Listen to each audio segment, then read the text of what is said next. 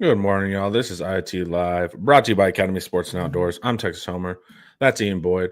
It is storming quite badly in DFW right now, so if you hear thunder or lightning, I apologize because it's clearly the morning time, yet it looks like it's the evening. It's that dark out there. We are going to be discussing the Longhorns' NFL success on offense, but more importantly, Texas kind of transitioning into that NFL farm team stage, like a Georgia, like a Bama, and what that means for us. So, and then also we'll talk a little bit later about the Dr. Pepper curse. You don't want to be on the Dr. Pepper commercials. And then also there's the Madden curse with being on the video game. I don't know if that's related to the CFB game, but maybe there's some promos you want to avoid. And we know Sark and Arch did say no to being on the cover with that huge picture of everyone for the latest game. So maybe they knew something we didn't know. Ian, great to see you, man. Arch doesn't do anything without. Correct. Arch is going to end up being on the double deluxe edition and getting paid separately. Yeah, we all remember how that went last time. Mm-hmm. It's like, no, I'm not gonna. I'm not gonna collectively bargain with people that don't have my leverage. I'm gonna use my own unique leverage. They were like, Arch, would you like $800 to have yourself in the game? It's like, I think we're gonna try another round. I think I could get a little bit more than $800. Yeah, talk to my people about that. But just letting you know, I don't think that's gonna cut it. Yeah, when you have that family's acumen. And then he ends up doing a college football commercial for the game, which was crazy. Yeah. All right, let's talk the Longhorn offense, our success we've had in the NFL, but more importantly, how we end up in that next tier of things. Grant, good morning, dude. Roaster, always good morning. Basically, all the ammo that other teams could use against us has been systematically reduced to rubble under Sark's tenure. Yeah, it's been fun. Now they got to pick some pretty odd spots and positions to try to throw stones, but none of the major ones are there. We should get into that. Cool. You want to do it real quick? Yeah, sure. Let's lead off with it. All right. The first one that I remember was 7-win Sark. Correct. This guy never won that many games with Washington. He didn't win. He was like 9-4 or something with USC before he was fired. A few games into year 2, obviously, that whole saga. And so it was like, this guy is a glorified coordinator who can't win big games, can't win consistently. Okay. That one's 3 out of 4 years at Texas, more than 7 wins. So that one hasn't been very good. He's a drunk who's going to fall off the wagon at Texas and crash the program again. Yep. So far, so good. It's been awesome. Been in the playoffs, semifinals 2 years in a row. If there's any problems going on, they are not apparent at all. Then there's the broader Texas can't develop evil boosters nonsense. Texas can't develop meddling boosters. We'll get into that in detail in a minute, but they've got a gazillion guys in the end. They put more guys in the last 2 NFL drafts than any other program in college football. Let's see here. Couldn't win the big one, won the Big 12. Now that's kind of morphed to can't win in the playoff or get to the game. So that's the last hope for them. Whenever Sark breaks that, it'll be we got 2 new narratives to get into for Sark to dismantle. I don't hear this one that much, but probably should. Sark can't beat Georgia. Sark can't beat Smart. That should be a narrative if it's not, if any Texas haters need some ammo. The big one that I'm seeing goes like this, and we'll get into this. This is going to be a good segue. The big one I'm seeing is either A, Arch Manning couldn't beat out 7th round Quinn Ewers, so he's actually not that good and he's being overhyped, or Sark sat a superior player Hmm. because he's dumb or meddling boosters or something. I don't know. Right. Uh, so that's the new one. It's mostly being used like leaning towards A, Arch. If Arch were really so good, he would have beat Quinn for the starting job. That's what everybody's saying. And I even heard that when I watched the NFL Network because I couldn't stand the game day guys. Felt like they were totally phoning in their draft coverage. It was awful. And then Mel Kiper was like going insane. He was acting like he was getting a commission on Shedeur Sanders' contract, and he was like doing math in the commercial breaks to see how much money he was losing with every round that Shedeur dropped. That's what Dude, the funniest part about that though, like Kuiper was being pretty annoying, but the fans that were like, he needs to be fired. It's like, guys, first off, this is football, man. Like, guys, we're good. We're good. And also, Mel Kiper is like responsible for building a lot of this industry and idea. So it's just, it's crazy the accountability we expect from our draft analysts. It's pretty weird. That whole thing was just weird on both sides of that. But so then I was watching NFL Network, and I heard repeatedly when they were talking about Quinn's drop, look, this guy wins games. He held off Arch Manning. They kept using that as like a feather in his, an arrow in his quiver or something like he beat out Arch Manning. So a lot of interesting stuff there. A couple more narratives for Sark to bust. You win the national championship, and then then it'll be he can't win 2 national championships. Well, it'll be that Texas just bought a title. Right. So I saw some tweet earlier that Kirk Bowles was saying that Texas's roster in 25 is going to cost between $35 and $40 million. Yeah. So it's like, well, they just bought a title. Yeah. Well, yeah, the thing is, like, Texas fans, I think, like, in our hearts, we're like, man, maybe one day they're just going to give us our due. It's never going to happen. So it's like you can win. It'll be you bought a title. You can win 1 national championship. It'll be that you can't win 2. Or you're not in the pantheon of national championship winners, top 5. That's just how it goes. We're never going to get like the college football fans. It's like, actually, you guys earned every bit of that. What do you think? What do you buy any of the narratives? I think Georgia was really well built to beat Texas, but that might have been a Quinn Texas thing, specific to not just Quinn, but that roster, more so than a universal Sark Texas thing. The Georgia one, I think, is the most concerning.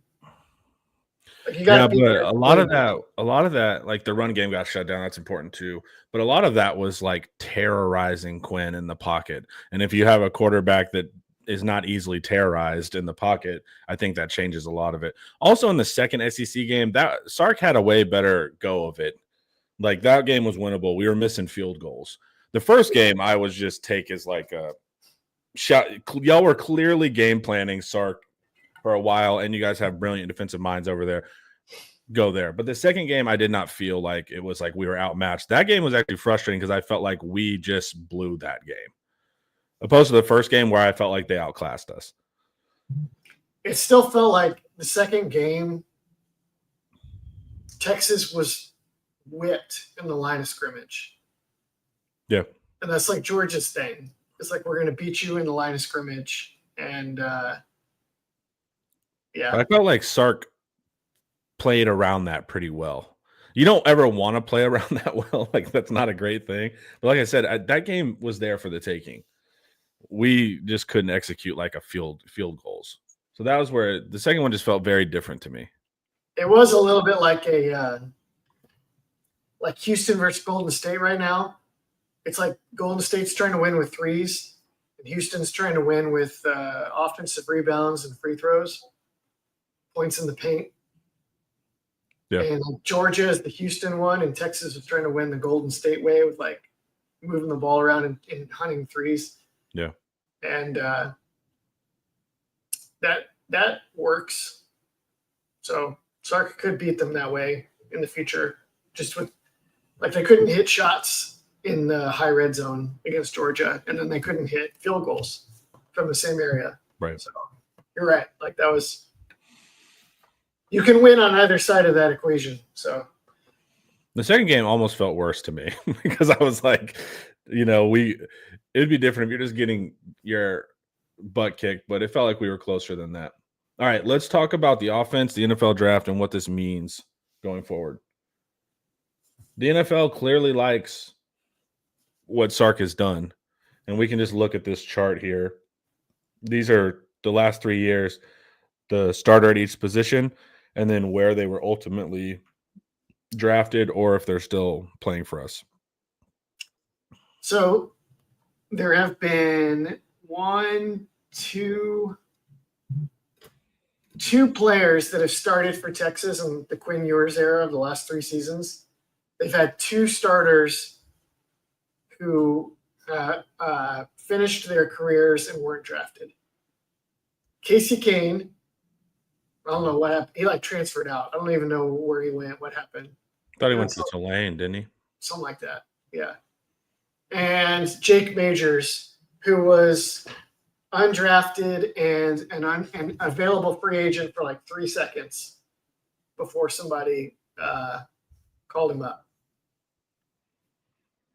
Yep. Anyone else that has started for Texas in the last 3 years on any offensive position has been drafted. Juan Davis, if we count Juan Davis, did he sign somewhere? I don't know. Juan Davis was also not drafted. But I bet you, yes. So what wasn't drafted? All right, so here's what's interesting. We have a lot of draft success all over the board, right, from the 3 years of basically the Quinn Ewers era. Oh, wait. Go ahead. And then, but then we look here. Here's the results of the offense. So, right, we have talent and we have production.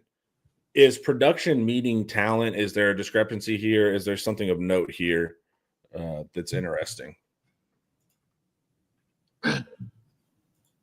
The offense has been pretty blah for a unit where almost every single person involved went pro. And it's the passing game in particular that has been blah. Because we know Texas has had a 1,000-yard rusher every single season. It's a pretty good benchmark. And they have been over 8 yards per attempt with the starting quarterback only 1 out of 3 seasons. And that's your benchmark, right? Over 8 yards per attempt is where your line of. It depends on the offense, but over 8 is you're doing pretty good if you're over 8 in college. That's a pretty good one. You're really killing it at 9 and above. Mm-hmm. That's when you're doing something that's not extraordinary. Guys do that all the time, but that's your top water, high top shelf passing games in a given year in college football. The starters at 9 or more. For a minute, guys were 10, 13, and then defenses adjusted, and you don't really see that as much. But let's see here. Mac Jones, in his big season at Alabama, he averaged 11.2 yards per attempt. I didn't even realize it was that high. Yeah. Yeah, I knew it would be good, but wow. And Texas has not even come close to sniffing that. And we see offensive points per game pretty flat. Worse than that, the offensive FEI has been flat. Mm-hmm. And this is the advanced stat that I generally most trust to do one-to-one evaluations of other offenses. For anybody that doesn't know what FEI is. That's the 2024 being equivalent to 2022 is wild. Now, it's opponent adjusted. I don't think it's possible to fully adjust for facing a SEC defenses every week for Big 12 defenses. But still.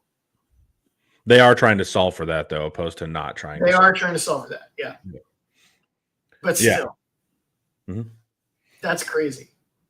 That's like just remarkably unimpressive. And this is where I've kind of talked about the difference between the offense and defense. Like the Texas defense has been absolutely stellar, like top 3 in defensive FEI, and they've done really well. The offense is like if you had any other coordinator, you'd be like, I'm good with 18th in the country. But with Sark, that's not good enough. You know, getting the Sark and offensive mind, like you want to be top 3 in FBI on offense. And then if you compare that with top 3 in defense, now you're just like unbeatable. So then it's trying to suss out why are we performing at this good for anybody else range, but not good enough for top of the sport type stuff. It's not good enough for Texas. Right. Like how are you in Austin, Texas, in the most football crazed, skill development crazed state in the country of like 32 million people. It's like the size of a European power. And you're not even top 15 in offense. Just how and what do you think a major contributing factor to not being top 15 in offenses? So the red zone is like the biggest. If you're going to pick a point of failure, that's the biggest one. Like these are symptoms, not root causes. Like you see these numbers and you have to diagnose an offensive ailment. Mm-hmm. But yeah, they don't score in the red zone. They don't score specifically touchdowns. They don't score touchdowns in the red zone for 3 years. Even in 2022, when they had Bijan and Roshan, they were actually worse than in 2024. Weren't we better in 2021, though? I think so. I think we were. And so I can't – that's been – because my argument has been, hey, is it Quinn? Is it Flood? Lack of power run game? And I don't mean like power schemes, but physicality in the run game when it matters. Quinn, Sark, run game, what is it? And I would generally think it might be play calling if it was the same in 2021. But what was it in 2021? You ready for this? Yeah. Just under 75%. What is that ranking wise? That's got to be like top 20, right? Number 4. Okay, number 4.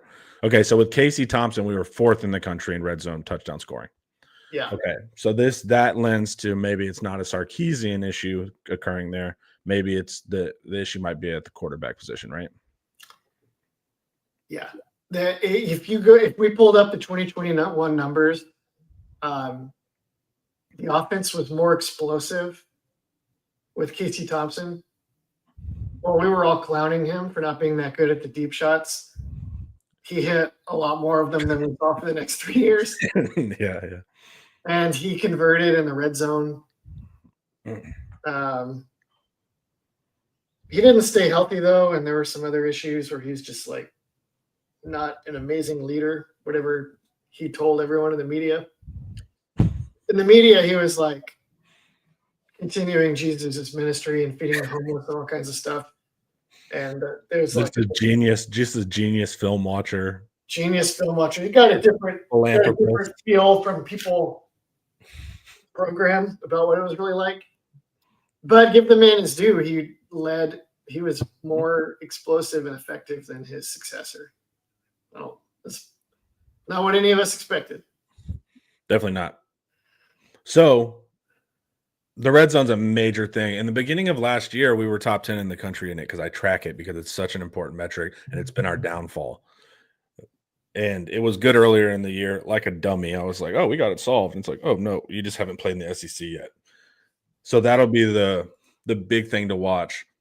They're also they converted in the red zone with Arch a number of times. Yeah, I was watching Arch Manning. Shout out Nash. Arch Manning every play last night before bed. And I was like, all right, this is looking better. I can remember multiple red zone scores off the top of my head, some of which involved him running. Yeah, the Colorado State, wherever he goes to throw, it's not there. He runs out, flips it to Bolden. But that's sometimes what you got to be able to do in the red zone is like really create. And just Quinn just didn't have that element to his game. So that's just that's going to be the huge thing there. So that's why I lean on it was a quarterback issue versus Sark because of year one. Cool. Yep. I think interior O-line was should have been they had like a dual threat quarterback, it would have been a lot better than it was. But it's not like they were like smashing people inside consistently. Yeah. And it's like yeah, that's going to be the huge thing, man. Red zone's going to be what it's all about. And then we're going to talk about too, like why the NFL likes Sark because of the depth of the offense. But before we do that, y'all, Academy Sports and Outdoors is your new home for Jordan. Gear up today and take flight on the court, off the court, and above the court. Unleash your greatness with head-to-toe Jordan gear for the entire family, available in-store and at academy.com. Elevated styles and shoes for everyone, unstoppable value every single day. Plus, Academy offers easy ways to shop and save time, like free 1-hour in-store or curbside pickup on academy.com orders. Or choose same-day delivery powered by DoorDash. You can order by 4 p.m. and get it by 8 p.m. Check out our full Jordan selection today at Academy Sports and Outdoors. Man, it's crazy. When they wanted me to take this picture of the ad, you know, and I just started dunking. It looked really, really cool, man. A lot of people don't realize that's me in the ad, but yeah, I got some hops. So the NFL like trampoline when you were done. Yeah. I my nephews had a birthday party. We went to those bounce parks. You take your kids there. Those things are incredible now, dude. And they I thought it was just like some trampolines. That place was cool, man. And they had a like trampoline basketball and stuff like that. That would have been cool when I was a kid. Anyways, back to the serious matters. So Sarkisian, even though we're clearly seeing these issues with the offense not maximizing to what we know Sark is capable of, why are the players still getting drafted all the time? What about his offense makes them more draftable than, say, an air raid? It's, in my opinion, I mean, obviously there's a talent component, but I think it's a lot more than the level of talent they're bringing into the program. I think it's more so that they are teaching these guys, they're building better foundations for the NFL. Because in particular, like there's a lot of college offenses that are really good at creating a division of labor. So like in a full-time hurry up spread offense, your receivers are receivers. Your tight end may or may not be a hybrid. Your offensive line do not have to pass block that much. And when they're like run block on passing plays with RPOs. Or you throw on play action and then they get a lot of help from the play action, from the running back or the tight end joining the blocking scheme. Maybe the quarterback's running around to make stuff happen also. And so you just get like it squeezes value out of players, which is good for winning in college. But Texas is asking the receivers to block. They're bringing them into the formation and blocking with them. The offensive line don't learn like inside zone and counter. They have to learn like 7 different run blocking schemes, multiple pass protection sets. They have drop back passing. So the offensive line has to learn 5-6 man protection a little more than they would at like a spread school. They still learn their play action stuff. Tight ends have to learn just a ton of stuff. Everybody is building. The NFL does not like to teach players. The NFL is not that excited or much in the business of like teaching and developing players. Like some places do it more than others. For the most part, they want guys that come in and they don't have to teach them like a lot of technique or stuff. They're just teaching them scheme and matchups and stuff like that. They don't want to sit there forever going through, teaching them how to whatever kick step or they hate how much college offenses also play in a 2-point stance in the offensive line. Yeah. Instead of getting a hand in the ground. So the fact that Sark is demanding all of that from his players with his playbook means that if you get a guy from Texas, you're getting a guy who's received it's like all plan to.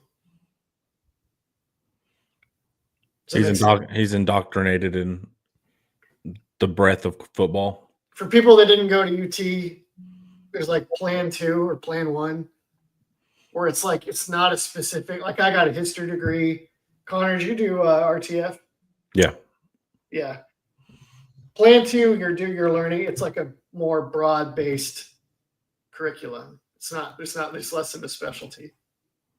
And that's what Texas is getting. They're getting like a classical education in football. Right. You're going to learn you're going to do some Latin. You're going to do all these basic Western canon, football canon things. You're not getting a trade degree in the air raid. And you're getting formational diversity and, personnel diversity and that should have kind thought of that. Yeah. I should have thought of that analogy when I wrote the article. It's kind of just go edit it, man. I don't know. I'm disappointed with myself. But that's why they like Sarkisian's offense. Yeah. There used to be that with one of the I think Sam Acho could recite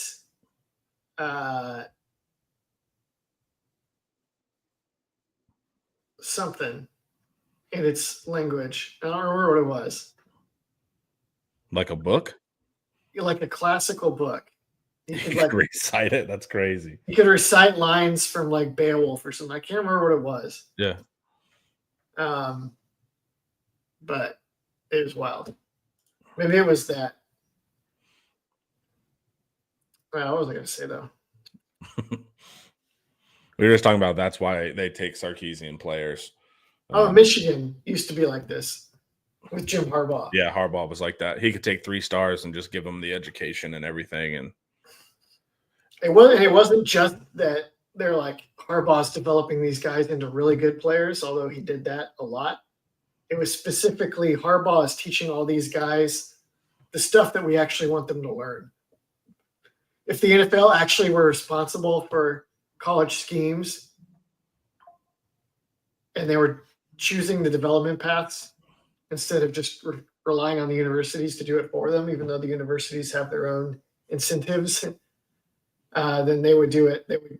Harbaugh and Sark would be the 2 of their guys that they're like, we're going to get guys from here because we know they're teaching what we want.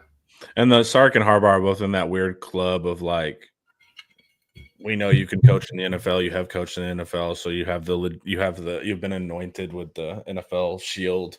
So we'll listen to you, type thing. That matters too. Saban was like that, but Saban had a spell where people started to question their defensive backs.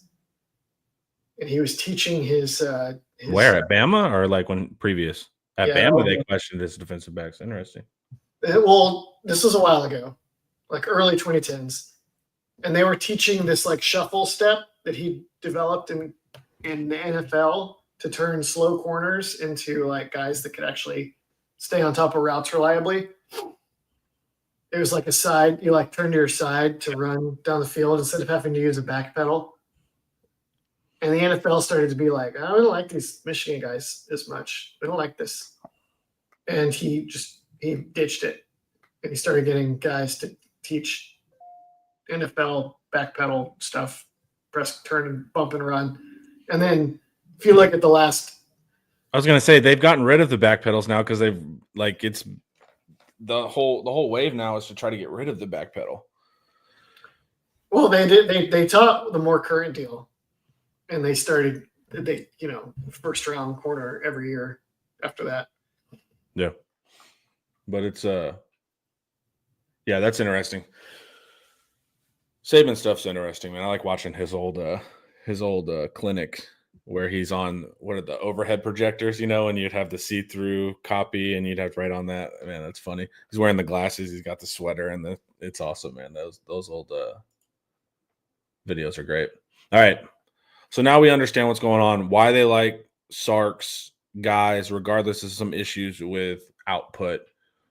Offensively, the scouts don't really care about that. They're not looking for, Sark is ranked 18th, and really he should be. They don't care, man. They want talented, athletic players that are knowledgeable. Now, there's some great aspects to this, but there's also Sark creates a couple challenges for himself with this style, this model, because you naturally have to select for a certain type of rare athlete. So you're already looking for rare athletes. Now you have to find an even rarer version of a rare athlete. And then once you start looking in the value, like a 3-star, your mental eval becomes even more prominent because you need smart driven players on top of just what can they do on the field. Yep.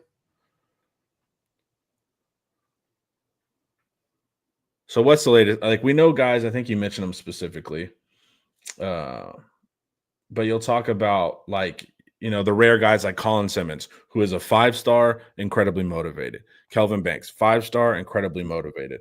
But that's a little different. So how does this idea and this way of running an offense, a pro-style offense, challenge Sark? It's a lot to learn. So you got to develop guys over a long time, like on the offensive line, for instance. Oklahoma State with Mike Gundy would be like wanting to plug in guys in like year 3, 4, 5. And almost all they did was inside zone in their protections. And Texas is running, 5 times as much playbook. So you bring in your 3-star, 4-star guy, or whoever you bring in, they have to master just a ton of stuff just to get on the field. So that's an obvious barrier. Yeah. I also suspect that Flood will probably tightens up his reps and rotations in the season to squeeze as much football development into his starting 5 and their 2 main backups as he can. So the backups probably have an even somewhat stunted development in the season, potentially, depending on how many reps they're able to even get while they're learning. That's challenging on the O-line. And it's also challenging from the perspective of like 5 or 6 years, you still may not be able to do everything they want you to do.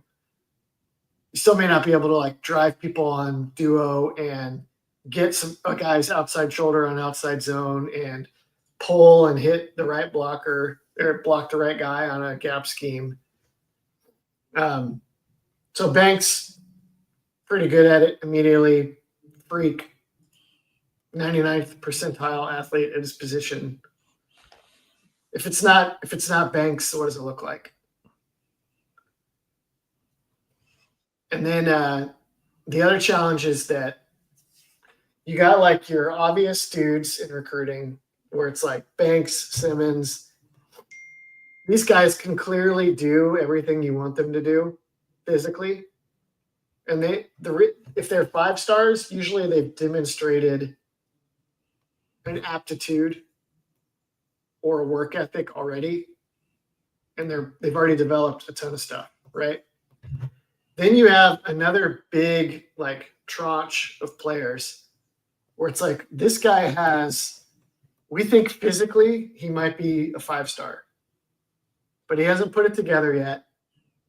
And we need to make a bet on whether he's got like the drive and the work ethic and the IQ and everything to get there.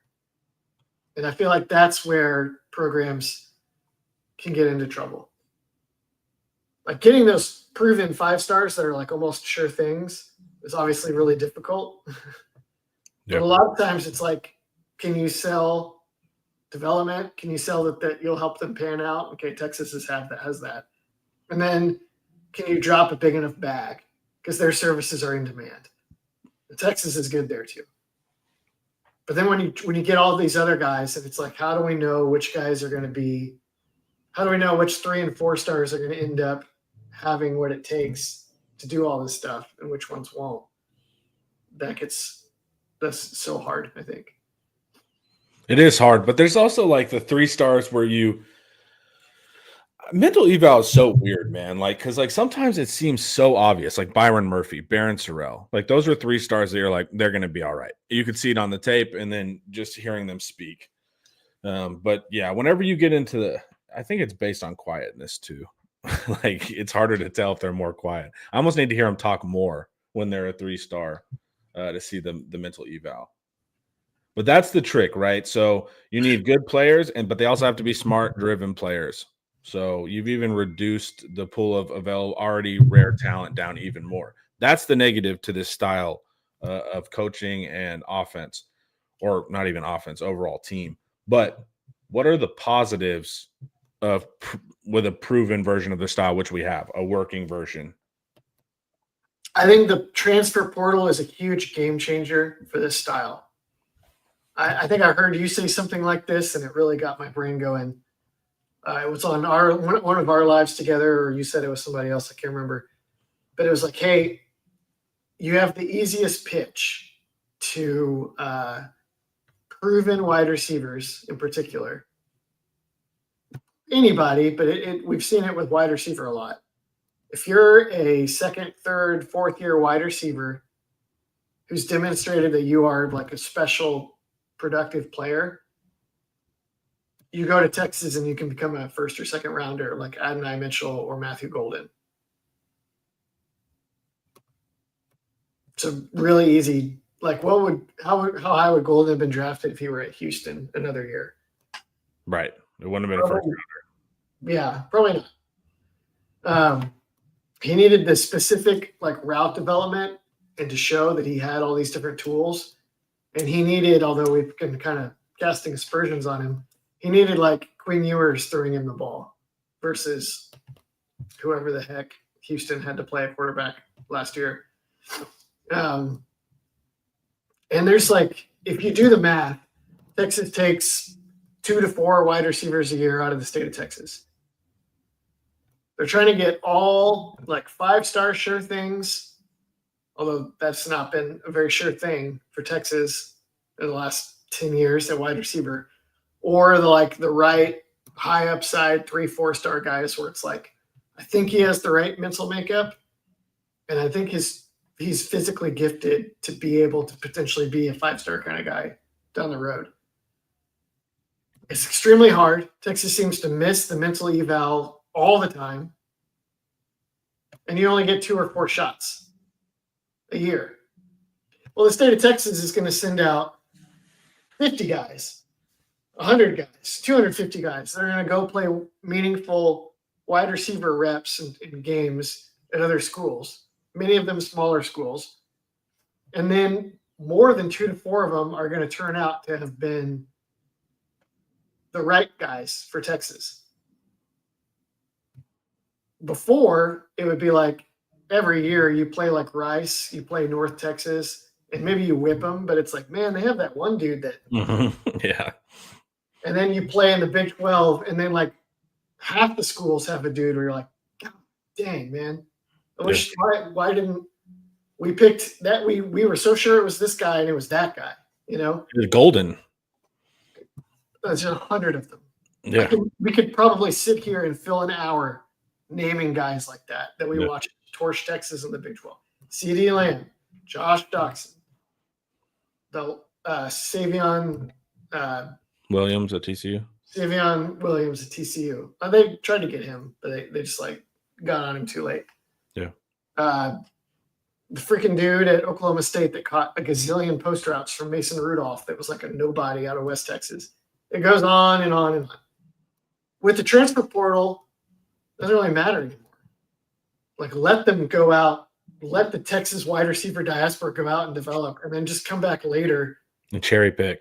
Yeah, and also the tricky part too with Texas's strategy of like the 2 to 3 out of high school spots, and those being 5 stars, and just the natural disposition of wide receivers leaning towards more prima donna than other positions. That does not mean all wide receivers behave that way.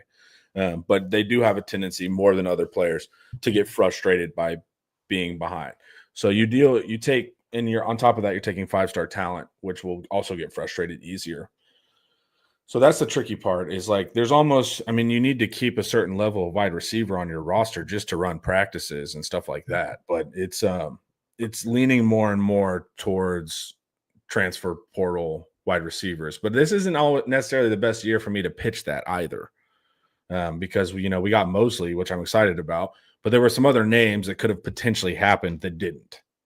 So it's like you also do need to keep those talented guys on the roster in case you don't get that final wide receiver you're planning on. It happens so much. Like there's clearly an issue where wide receivers that are like 4 and 5-star out of high school collect a big old bag to come recruit, to come play for your school. And then they think they're it. Mm-hmm. And he's like, Matthew Golden comes in and he's like, I'm good, but I know that I need X, Y, and Z to make it to the NFL and to be healthy and to have, and they just come in. You get them when they're more mature. Like a few years of maturation in college for a young dude is huge. Enormous. People do this all the time in college football. Quick aside, this drives me nuts. We're like in the NFL will be like, this guy's 20, the NFL, the NBA, whatever. They'll be like, this guy's 20 and this guy's 23. So the 23-year-old may be better, but we like the 20-year-old because he's got more upside. And then college people read that, and then we apply the same reasoning to college recruits. And you should not be applying that reasoning to college recruits. You do not freaking want the young dude in your college team. If you're like, hey, this dude is awesome, but he's already 19. He's already 21. Good. Right. I want the 3 to 4 years he spends at Texas for him to be as old as he possibly can be. Because that's when he's going to be most productive. And college is a good reality check. Like the difference between being 18 and 21 on your level of responsibility. And especially as a football player, you already went through the shock therapy of not being the number one guy, even though the coaches told you you're the greatest thing. You've learned what it takes to just like work out for 3 years and grind. Like that stuff matters. There's an adjustment period, especially for 5-stars who have, those 5-stars, man, have been the guy since they were 6 and stepped foot on the football field, So it's like that's a huge adjustment to be behind guys. Yeah. Or like, let's say you were the guy in high school and then you go to a smaller school and you're immediately the guy there. But now you have to learn what it feels like to be the guy on a team that may or may not be amazing. And the other team is targeting you and trying to tick you out every play. Yeah. Like maybe with cheap shots, but like with their scheme and their approach, they put their best guy on you. They double team you. Everywhere you go, they're aware of you. You also are aware that there's not a number 2 receiver on that team to help you. So now it's like, hey, maybe I want to go to Sarkisian because he has a number 2 receiver. Maybe my teammates matter. Maybe I want to be good to my teammates. Maybe I want to respect the team aspect of the game. Maybe I got to respect my study and my opponent. There's just a million. You can't go wrong unless you get debilitated by injury. So wide receiver is unique in that regard. Maybe you wait for, with the recruiting report, you have to be right on 2 or 3 guys out of thousands. The inverse is true of the transfer portal. Thousands of people, and then they'll self-select. They'll rise to the top. And when you're putting guys in the NFL early rounds, they'll seek you out as well. Yeah. That also, there's another benefit there, which is that you can select for the right guys. Mm-hmm. So, let's say there's 2 guys in the transfer portal that are interested in coming to a place like Texas. And one of them is just wants to get the biggest bag they can. And then the other one is I need to go to the place that is going to teach me these missing pieces. So you can get that selection process that works for you. You know what I mean? Yeah. All right, we're going to keep talking. Now we're going to talk about a position that we don't have that advantage. But before we do that, let's hear a word from David McClellan. I'm just going to say, guys, you probably need a fiduciary financial advisor. And I've got the guy for you. His name is David McClellan with Forum Financial. He works broadly and deeply with his clients as a financial life coach. And he should know something about coaching because he won several national championships as a swimmer for the University of Texas. He specializes in financial planning and has contributed numerous articles to Kipling on the topic of retirement tax bombs. So contact David today to be your fiduciary financial planner and schedule a 1-hour consultation to assess your financial situations. The free consultation is available, so just give him a call. The number is 312-933-8823. That's 312-933-8823. His email is also in the description below.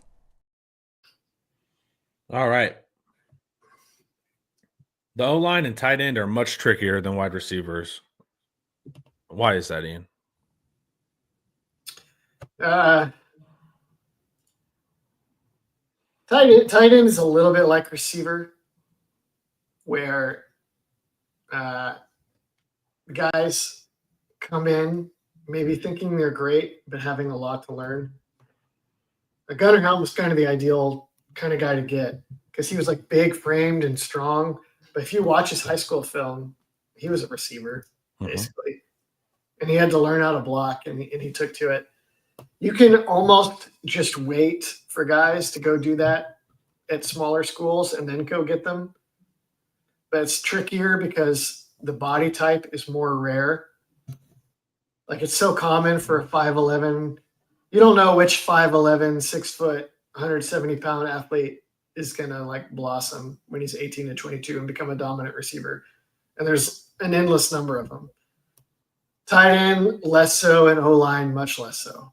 Like, the number of guys that have the genetic makeup to do everything Texas wants to do are kind of obvious and in high demand.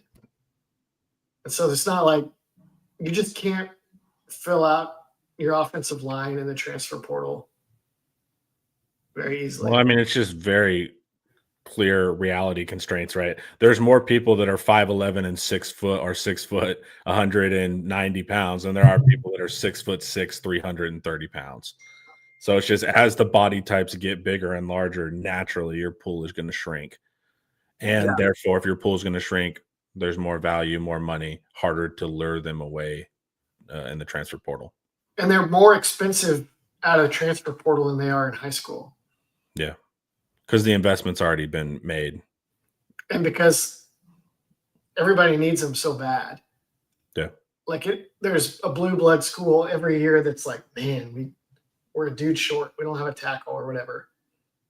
I don't know what the numbers were. Like when like Josh Simmons went to Ohio State out of, I think, San Diego State. And he just went, like, I think he was the second to last pick in the NFL draft by the Kansas City Chiefs. I wonder how much he cost out of San Diego State. Yeah. But probably a lot. Yeah. Probably more even than Banks got on his first contract at Texas, I would guess. And if not him, then somebody like him, surely. Because you're just paying for 1 or 2 years of a more known commodity. Yeah, something more projectable. So how does that change? So we would argue that, hey, maybe you carry less wide receivers so you can grab portal guys at wide receivers, or just use your extra fill spots for it, right? But how does that change? So does that mean at tight end and offensive line, we actually need to be more recruit focused to get the required depth? Yeah. And there's another issue where, like, you grab, so Flood tries to deal, Flood knows this, right? I think he said something. It might have been Flood that was like, left tackles are made in the womb. Like, I don't know, but yeah, it's the genetic makeup is there, or it's not. It might have been Herb Hand, but I think it was Cal Flood. It's maybe they all say it because it's just true. Paul said something that stuck out to me a year ago, but he was like, "You want to be faster athlete?" And I was like, sure. And he was like, "You get faster parents." Like, and that's kind of what it is with left tackles. Yeah. Yeah. Flood usually handles this with volume. So, like, I don't know which 3-4-star big human people are going to end up having what it takes and which ones aren't.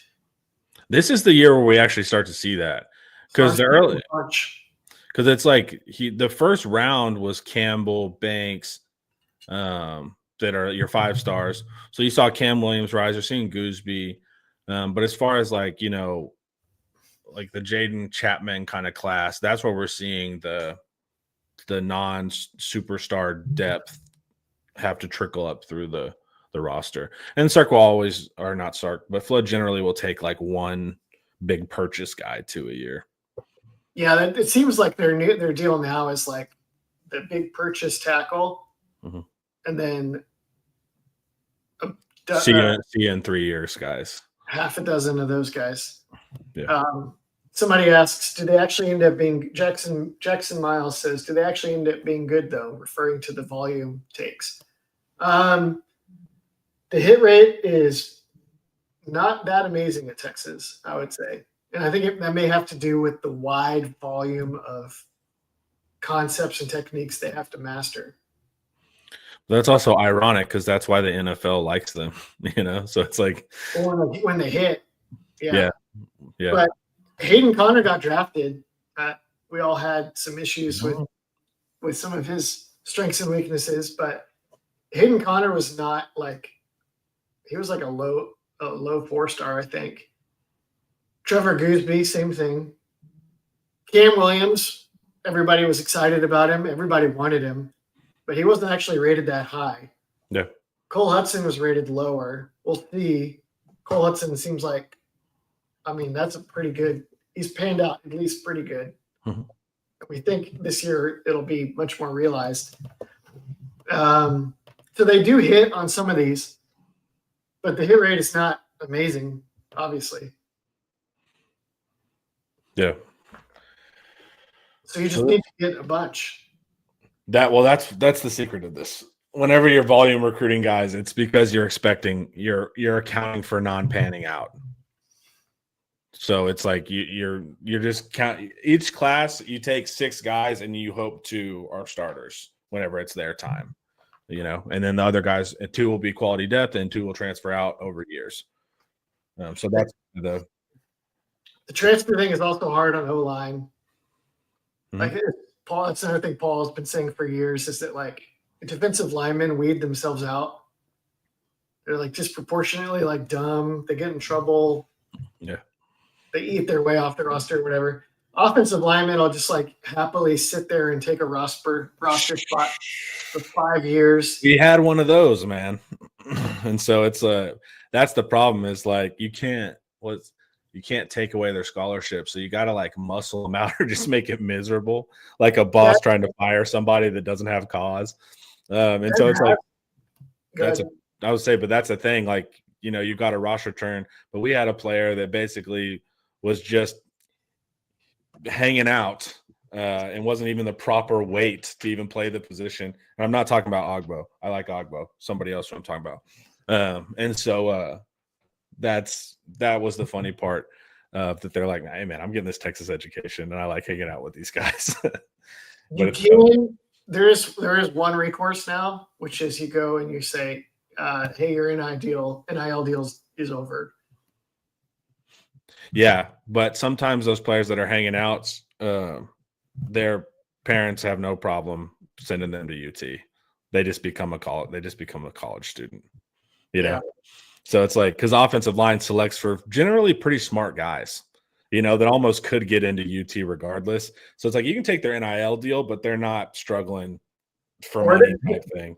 Or a lot of them are smart enough to know that their only chance at a UT education is right. That too. Yeah. So it's like that's the problem is like offensive line. You'll end up with these guys that are basically freeloading. Or they're like maybe they're like no, they'll try really hard, but it's just not going to happen. Yeah. Which, in my opinion, means all the more reason why you should be picking more sure things at receiver in the portal and anywhere else where that same kind of principle applies. Everywhere else, volume recruit. big men volume recruit. Small guys, be selective. Yeah. Use the portal. Yeah. I think that's a good way to sum it up. All right, Ian. Now we know the ways of the offense, how it relates to the NFL, and how it relates to roster building. But we have another topic that you wanted to discuss. The curse of the Dr. Pepper commercial. Quinn, unfortunately, received this curse this year. And it was a good commercial, too. That's a shame. But what do you think? Now, do you think Bryce Young got Dr. Pepper cursed? Of course. Okay. Did Caleb Williams get Dr. Pepper cursed? Was Caleb Williams in the Dr. Pepper commercial? I think he was. He's got to be like the strongest example, right? Didn't he go like 7? Yeah, but I thought he went like 7-5 after that. So it's like that. So it's so what's going on there, man? I know you're kind of you're a metaphysical guy, man. You're a mystical guy. So what are you reading into these tea leaves here? Well, I think it's that I think what it actually is that usually the quarterbacks when they have a really big year, Ian's first law of college quarterback play is the receivers make the passer. Mhm. And so the next year they usually don't have those guys. They're in the pros. And then there's just necessarily a drop off. But definitely that happened to Bryce Young. Definitely that happened to Caleb Williams. Quinn still had Matthew Golden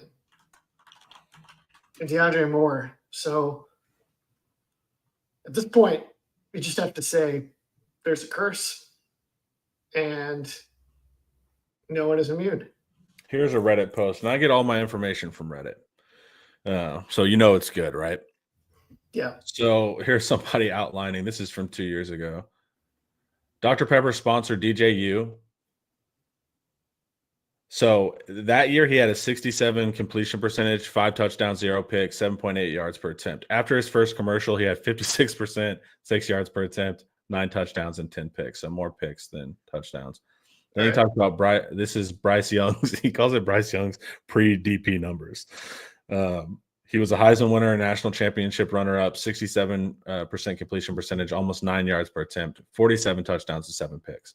After Dr. Pepper, he did not win the Heisman, didn't even qualify for the SEC championship game. He dropped a little bit to 65% against worse competition, only 32 touchdowns, 5 picks, and then a drop in yards per attempt as well. He was still Bryce Young, but. And then this is where he says, this was 2 years ago. Now that Caleb Williams has been announced as the new Dr. Pepper quarterback of the year, I want to say sorry, Caleb. So it's tough, man. Caleb, I mean, this Hughes guy was making the case before Caleb Williams and Quinn Ewers. So you just read, right? Caleb Williams and Quinn Ewers post DP drops were precipitous. Yes. In comparison to those. Yeah. So that's tough. So that. And it's a fine soda too. That's also what's very sad about this. It's a fine soda. And they also, Fanville's the best as far as commercials, man. And they missed this, man. Like, I thought they were totally setting up the Arch Manning commercial later in the year where Arch would have to come out. Because it's like, why wouldn't you do that? You know? And Dr. Pepper also has the money to make it make sense for the Mannings. And it's funny. It's humorous. The Mannings are funny. It would have been good. But also, those commercials seemed to play less and less as the season went on, too. It felt like it needed to progress more, and the storyline just didn't progress like how it normally has in years past. Well, you know, Quinn gets injured for much of the year, right? It was like, let's not touch this because this is not going Quinn's way. Yeah, which is also the high risk, and also the CFB game, right? Credit to Quinn for just taking it on, even though he barely, beat the allegations. Yeah. It was a good commercial, and it was a funny concept. Fanville's really good at that. And Quinn was a good sport about it, even though I'm sure they compensated him for being in Dr. Pepper commercial. But the CFB game too, man, the first picture of that, there's the Madden curse, right? Like if you show up on the Madden cover, you get hurt. CFB, I don't really know about, but someone did point out it was It was an SI one too back in the day. Okay. And there was Travis Hunter, Donovan Edwards, and Quinn Ewers. Donovan Edwards didn't even get drafted, which works. Dude, they were pumping Donovan Edwards. Mullings, and he got drafted. The other running back was 1,000 times better than Donovan Edwards. And I'm glad that finally got sorted out. But so we had a 7th rounder, a no drafted guy, and then Travis Hunter, number 2 overall. But the hit rate on that was also kind of surprising. I mean, it's about brands, right? The reality is you want the biggest known names for Texas. Quinn was that. Edwards at that point was that for Michigan. Sort of. Basically by a PR campaign. I mean, it was like, it probably should have been like Will Johnson. Not that would have been. But see, like, your average fan's not like, that's my favorite cornerback. You know, it's like they go with like these offensive, you've seen their face, it's overly obvious type stuff. To us, Will Johnson would have made more sense, but not to your average 15-year-old buyer of the game. But Edwards was never like the guy at Michigan. It was Blake Corum, 100%. Yeah, he was just like, I mean, but he popped a couple runs. What was it in the playoffs or against Michigan or whatever? And it was like, oh, he's next up. And Ohio State, yeah. He was to your point, probably the most marketable star from the national championship, defending national champion. Yeah, because everyone left. Their offense cratered. Or they played defense. Or they played defense. Yeah. So that's interesting. So I think you avoid Dr. Pepper, unfortunately. We need Arch to avoid Dr. Pepper. Yeah. Even though. But it's hard. It's hard, baby. So I guess we can conclude with this. Who do they get in Fansville next year? Yeah, that's a good point. Who's going to be the big star? I feel like DJ Lagway is getting close, but I don't know how it works because he signed with Gatorade. Who owns Gatorade? Coke? I don't know. Somebody will own Gatorade, and it's not Dr. Pepper. So you're not going to be able to do. I don't think you're going to be able to do Gatorade and a Dr. Pepper thing. But I would say Lagway, man. Lagway's getting a lot of buzz. He's an exciting player. He's marketable. It's not Carson Beck. It's not Carson Beck. You guys got to pay more attention. One of the least charismatic quarterbacks out there. Although if they did him, they could do this free advertising idea, Dr. Pepper. You can take this, and I'll be so happy you did. I won't even sue you. Do a Fansville Escape from New York. I knew you were going to do that. Where the sheriff comes in, and he's like, we don't go to this part of Fansville. And like the mayor of Fansville's plane crashed in this part of Fansville. And then Carson Beck comes out. And I guess you can't have the mayor's finger like Romero in Escape from New York. But, keep workshopping it. I'm sure come out and do like the Romero bit. And it's like, oh my gosh, it's like Romero from Escape from New York. But then just go like, what a Dr. Pepper? Who do you cut scene end. Could you do Jeremiah Smith? I don't know how he is on the mic. Oh. But I feel it's like star power, like respected across college football. That's perfect. And he will absolutely be smitten with the curse when Julian's saying you're trying to curse him. I was just trying to think who has the best marketability like across you're trying to who should get it so let's strategically pick Jeremiah Smith so he doesn't play well versus us. Arch is the most marketable star in college. Arch is the most times 100. But I can't think of any like running backs or anybody that's it's usually the top returning quarterback. Yeah. It's been the last few years. Cade Klubnik. I mean, I like Cade as a quarter. He's just a little bit like non-dynamic. You need like the personality a little bit too, right? I mean they can write your personality, right? Quinn Ewers didn't have a lot of moxie. Yeah, he did solid in that commercial. But Justin, my PR ideas are so good. I was the one that came up with Crew Cut Quinn in 2020. Yeah, cut the hair and now you're a new man. Yeah. And then the next stage is lose 10 pounds. Oh, he's really been working out this. Now he's ready. That's always the NFL one. It needed to be gained 10 pounds. I know. That was the crazy part. It's like he lost weight. It's like, no, we needed to gain weight. But that's always the NFL trick. This player's back on track. He's working out very hard. He lost 15 pounds. Can we verify it? No. Carson Beck, Escape from Fansville, is a winner. And if you guys can't see that, then I was going to say, you guys, go Google that if you're not familiar with what Ian's talking about. it's like it's the first like 5 minutes of Escape from New York, isn't it? Yeah, and you'll see there's a very good picture on Google Images that'll immediately. It looks like Carson Beck.